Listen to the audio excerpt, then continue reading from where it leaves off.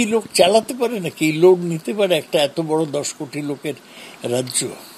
যারা এসব উচ্চারণ করছে তার পেছনে নিশ্চয়ই প্রত্যক্ষ বা পরোক্ষভাবে কোনো না কোনো ষড়যন্ত্র রয়েছে।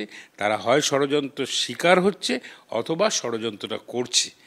প্রত্যক্ষভাবে বা পরোক্ষভাবে এই ষড়যন্ত্র শিকার থেকে তাদের বেরিয়ে আসা উচিত। মমতা বন্দ্যোপাধ্যায়ের হয়ে এবার ময়দানে তার একদা অনুগত কানুন।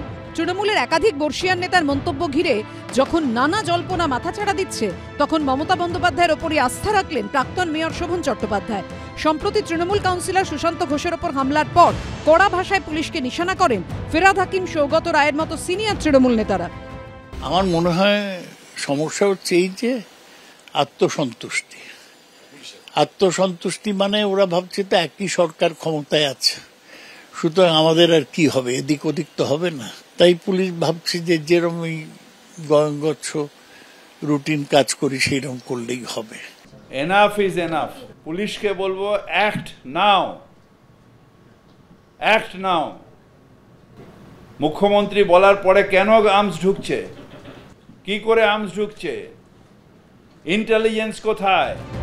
এতেই প্রশ্ন উঠতে শুরু করে, তাহলে কি ঘুরিয়ে পুলিশ মন্ত্রী মমতা বন্দ্যোপাধ্যায়ের ওপরই অনাস্থা প্রকাশ করলেন ফিরহাদ, সৌগতরা?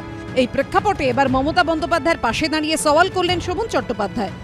মমতা বন্দ্যোপাধ্যায়ের মানে ভার কমানো, মমতা ব্যানার্জির বিকল্প পশ্চিমবাংলার ইতিহাসে আসবে না। যে মমতা বন্দ্যোপাধ্যায়ের সঙ্গে প্রথম দিন থেকে যারা শরিক ছিলেন আন্দোলন, সত্যিকারের মমতা বন্দ্যোপাধ্যায়ের আন্দোলনকে বিশ্বাস করে তার পাশে থেকেছেন, তাদের মধ্যে থেকে এই শব্দ পাবেন না।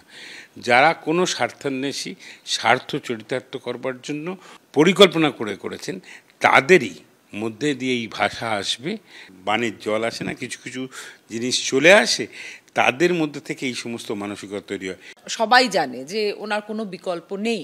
বড়কে ছোট দেখিয়ে পিগমি একটা বড় হওয়ার জন্য একটা জাম্প দিচ্ছে। পার্টিটার প্রাণ ভোমরাকে মারার চেষ্টা করছে কেউ কেউ। অশনির সংকেত এই জন্য বলবো, খুব সুপরিকল্পিতভাবে কিছু মানুষ এই দলটার মধ্যে একটা অস্থিরতা তৈরি করার চেষ্টা করছে। নিশ্চয়ই ষড়যন্ত্র, এটা নিয়ে তো কোনো দ্বিতীয় ভাবনা থাকতেই পারে না। প্রত্যেকের তো একটা এজেন্ডা থাকে, সেই এজেন্ডা যখন ফুলফিলড হয় না, তখন আমার মনে হয় যে এই পথটা বাছে। বাড়ির প্রধানকে আপনি একদম বাড়ির দারোয়ানকে দিয়ে একটা চোখ রাঙানোর একটা প্রচেষ্টার মধ্যে কিন্তু একটা বিরাট, আমি বলবো, পাওয়ার পলিটিক্স লুকিয়ে আছে।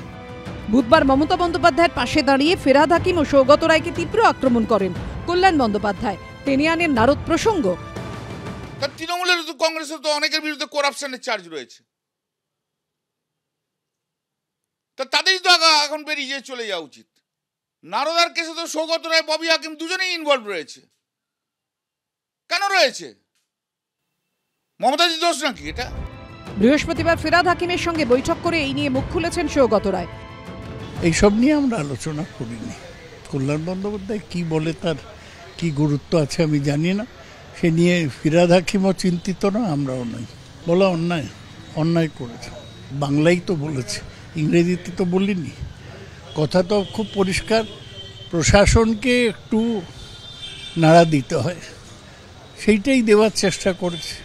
মুখ্যমন্ত্রী তো সব কিছুর ওপরে, তাকে নিয়ে কি আলোচনা আমরা করতে পারি? সব মিলিয়ে তৃণমূলের অন্দরে যে তুলকালাম চলছে, তাতে এবার নতুন মাত্রা যোগ করল প্রাক্তন মেয়র শোভন চট্টোপাধ্যায়ের মন্তব্য।